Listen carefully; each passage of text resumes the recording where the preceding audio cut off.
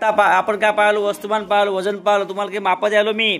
हे जे माप आहे हे माप आहे किती किती किती ग्रॅमचं माप आहे ते 1000 ग्रॅम. त्यालाच काय म्हणायचं 1 किलोग्राम. ते तिच्याकडे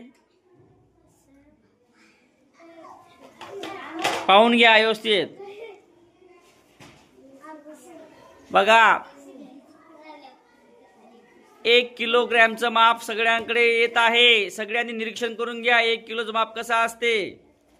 आता दुकानात असे माप राहिलेत का नाही. आता कोणता काटा आला, इलेक्ट्रॉनिक काटा आला आहे का नाही.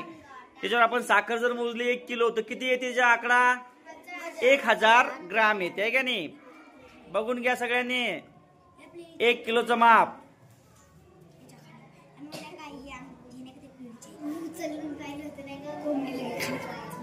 बघून घ्या प्रत्येकाकडे यायलं.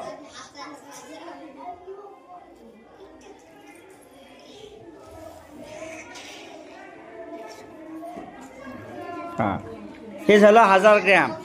आता अर्धा किलो. हा काय आहे अर्धा किलो म्हणजे किती ग्रॅम असते त्याच्यावर बघा किती आहे 500 ग्रॅम.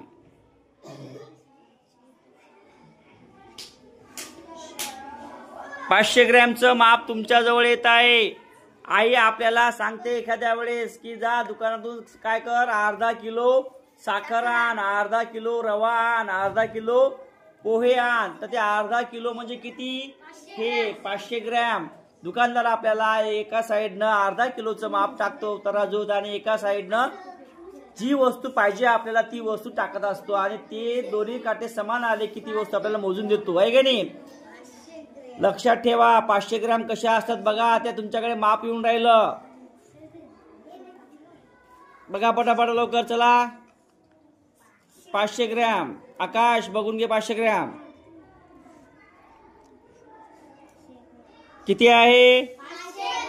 आता या 500 ग्रॅमचं माझ्याकडे समजा 500 ग्रॅमचेच माप आहेत.